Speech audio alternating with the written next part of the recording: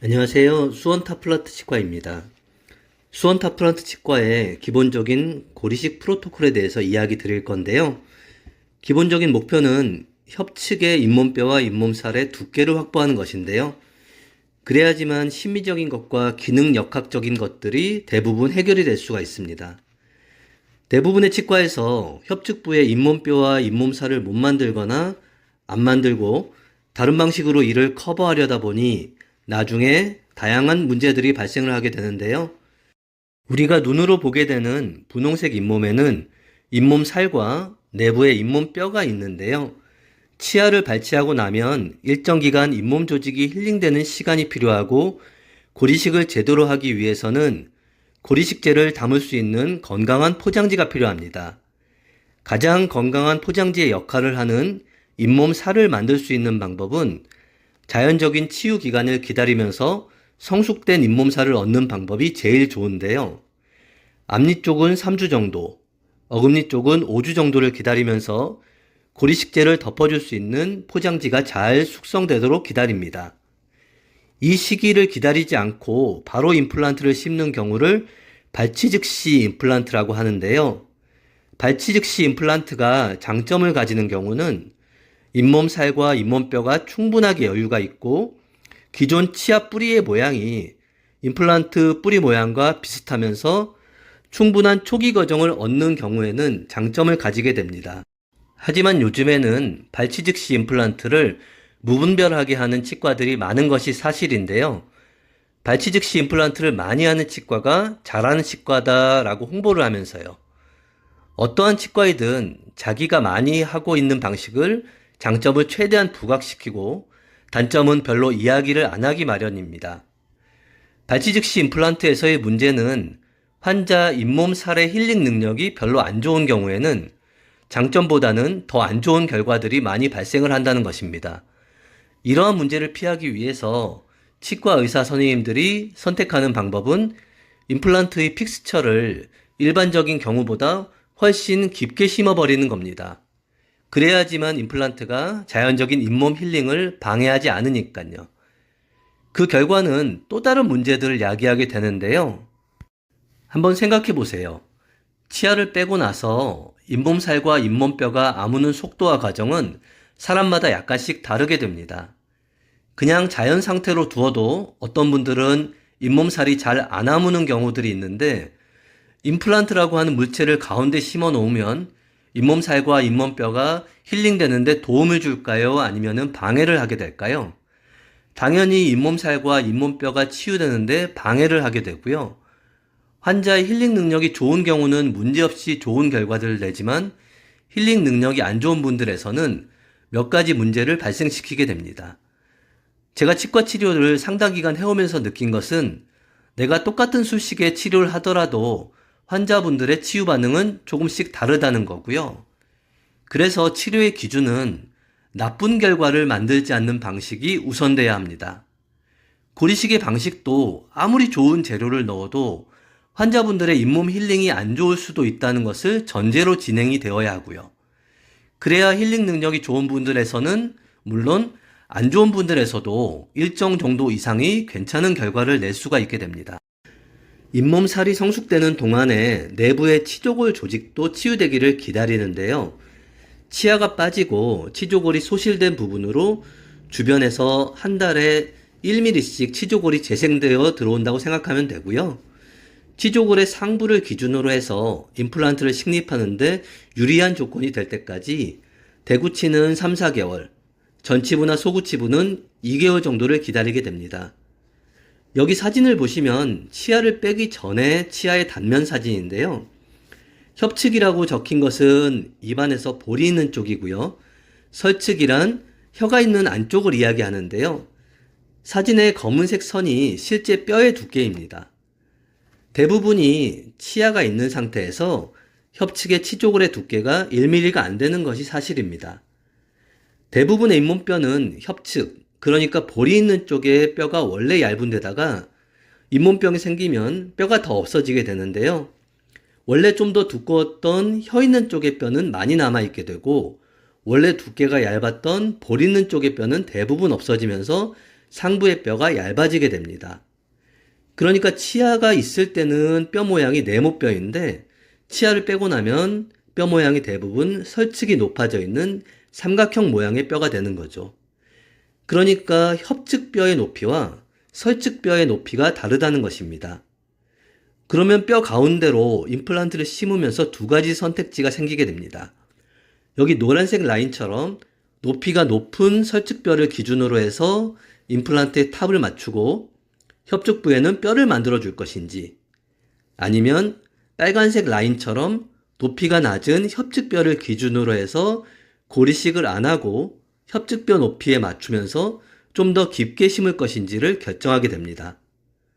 요즘은 고리식을 안 하고 주황색 라인처럼 협측뼈 높이를 기준으로 좀 더 깊이 심어버리는 방식으로 진행을 하는 치과들이 많고요. 그러다 보면 임플란트의 길이 또한 짧아지게 되어 있습니다. 우리 치과에서는 설측뼈를 기준으로 해서 협측의 뼈와 잇몸 높이를 높여서 뼈 모양을 네모난 원래 모양 비슷하게 만들어주는 방식을 추구하고 있습니다. 임플란트를 높이가 높은 치조골의 위치를 기준으로 식립하고 대부분은 힐링 어버트먼트를 끼우고요. 힐링 어버트먼트의 협측의 잇몸 사이에 고리식을 진행하게 됩니다. 주로 협측 부위에 고리식을 함으로써 뼈는 네모 형태로 만들고 잇몸의 높이는 주변과 맞추어 줌으로써 임플란트 구조물과 유사하게 생긴 원통형의 기성 어버트먼트를 연결해서 보철을 할 수가 있게 됩니다. 어떻게 보면 이런 방식이 클래식한 방법일 수는 있지만 잇몸살을 만들어서 하는 수원 타플란트 방식이 아니고 임플란트 뿌리를 깊게 심고 협설의 높이가 다른 잇몸에 맞춤 어버트먼트라는 것을 연결해서 이를 치아 모양으로 커버하는 것은 치과계에서 쉽고 편의성을 찾는 방법으로밖에 보이지 않습니다.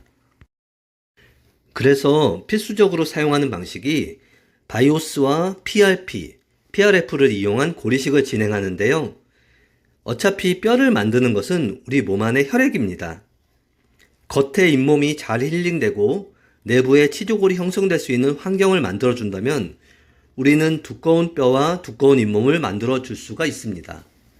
우리 치과에서는 바이오스라고 하는 스위스산 이종골 이식제를 주로 사용하고 있는데요. 국내에 나와 있는 대부분의 이종골 제품의 오리지널 제품이라고 생각하면 됩니다. 혹자는 카피 제품들도 큰 차이가 없다고 이야기하는 분들도 있지만 큰 차이가 없다는 말의 뜻은 작은 차이는 있다는 말이 됩니다. 20년 넘게 바이오스 뼈를 사용하고 있는데요. 기본적으로 잇몸 조직에서 이물 반응이 적어서 치유 양상이 가장 믿음직하다고 생각하고 있고요. 치조골의 두께가 확보되는 것과 함께 잇몸 살의 두께도 함께 두꺼워지게 됩니다. 그리고 환자분들의 피를 뽑아서 PRP와 PRF라는 혈청 인자를 만들어 사용하게 되는데요. PRP라는 것은 바이오스 뼈가루들과 섞여서 덩어리째로 뭉치도록 만들어서 골이 재생되는 동안에 충분하게 일정 공간이 유지될 수 있도록 하고요. PRF라는 인공 잇몸 조직을 통해 겉의 잇몸살이 빠르게 1차 치유가 일어날 수 있도록 돕게 됩니다. 보통 2개월 반에서 3개월 후에 최종 보철 과정을 진행하게 되고요. 초반에 치조골의 힐링 타임을 기다린 만큼 최종 보철은 오히려 빠르게 올라가는 것이 가능합니다. 최종 보철을 위해서 기존에 끼어있던 원통형의 힐링 어버트먼트를 제거하고 보철을 위한 어버트먼트를 끼우고 나서 나사로 고정을 하게 되는데요. 요즘에 흔하게 다른 치과에서 맞춤 어버트먼트라는 이름을 붙여서 좋은 방식인 것처럼 사용하는 치과들이 많은데요. 이름부터가 환자분들의 잇몸에 맞추었다고 하니까 좋아 보일 수는 있는데 이것은 보철을 만드는 치기공 파트가 디지털화되면서 치과에서 편의성이 더해지면서 이러한 방식이 많이 사용되고 있습니다. 저는 다른 치과에서 이 방식을 사용하면서 임플란트 보철에 많은 문제점들이 생겼다고 생각을 합니다. 저는 맞춤 어버트먼트라는 것을 사용하지 않습니다. 임플란트와 관련된 모든 구조물들은 원통형의 구조이고 그 단면은 원형으로 이를 나사로 고정시키는 방식인데요. 일반적인 상식으로 한번 생각해 볼게요. 가장 중요한 것이 임플란트 뿌리와 그 어버트먼트 사이가 최고 수준으로 결합이 이루어지고 나사로 이를 조여서 홀딩을 하게 되는데요. 이 과정을 잇몸살 안쪽에서 뼈 깊숙한 곳에서 하는 경우와 바깥에서 꺼내서 연결하는 경우를 생각해 보세요. 어떤 경우가 스트레스 없이 두 구조물이 연결이 될 수가 있을까요? 당연히 잇몸 바깥으로 나오면 나올수록 조금이라도 스트레스 없이 연결이 가능하게 되고요. 또 하나는 맞춤 어버트먼트의 모양은 네모꼴인데요. 그 전에 끼워져 있던 힐링 어버트먼트라는 원통형 구조물을 제거하고 맞춤 어버트먼트를 연결하는데 동그란 것을 빼내고 나서 네모 모양으로 되어 있는 맞춤 어버트먼트를 잇몸을 누르면서 겨우 끼우는 과정이 어떻게 내부 스트레스 없이 임플란트 뿌리와 연결이 잘 될 수가 있을까요? 작은 고정 나사를 세게 조인다고 해서 이 구조물 간의 결합이 강해질까요? 그러다 보니까 여러 치과에서 나사가 풀리거나 머리가 흔들리거나 임플란트가 부러지는 경우가 비일비재하게 발생하는 겁니다.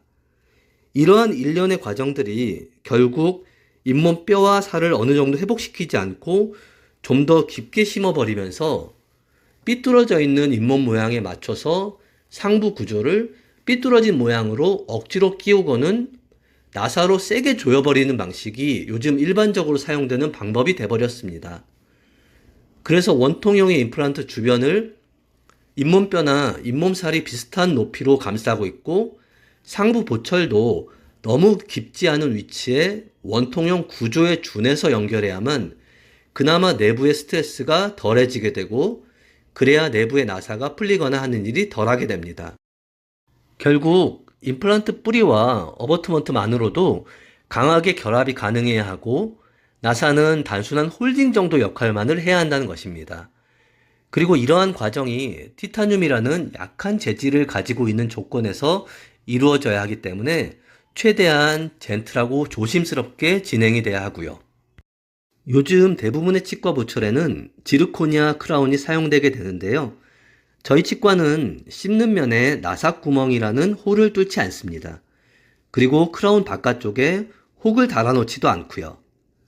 씹는 면에 홀을 만드는 곳에서는 좋은 말로 하면 정기적인 청소를 위해서 풀고 쪼이고 하려고 만들었다라고 이야기를 하지만 사실 나사가 풀려서 머리가 흔들릴까봐 이를 대비하기 쉽게 나사를 쪼일 수 있도록 나사구멍을 만드는 것인데요. 이 나사구멍을 막은 재료가 자꾸 떨어지면서 음식물이 들어가고 불편한 경우들도 많이 생기게 됩니다. 최대한 스트레스 없이 패시브하게 구조물이 연결되고 어버트먼트와 픽스처가 풀리지 않는 환경을 만들어 줘야지 스크류를 세게 조여서 어버트먼트와 픽스처를 고정시켜야지 하는 생각은 잘못된 것입니다. 결국 어버트먼트와 임플란트 뿌리 사이에 피팅이 맞지 않는 상황에서 연결 나사를 강하게 조여버리면 티타늄 내부는 유격과 함께 스크래치가 발생하고 내부 파절이나 나사 풀림 등의 다양한 문제를 반복하게 됩니다. 사실 지금까지 나와 있는 컨셉이나 재료들은 거의 다 경험을 해보았는데요. 그렇게 여러 방식들을 활용해보고 가장 필수적인 요소들을 남겨서 임플란트나 고리식 방식으로 활용하면서 수원 타플란트 치과를 운영하고 있습니다. 추후의 채널에서는 치과에서 사용되는 다양한 방식들의 장점들보다는 그 방식을 통해서 생길 수 있는 문제점들을 중심으로 이야기를 해보도록 하겠습니다.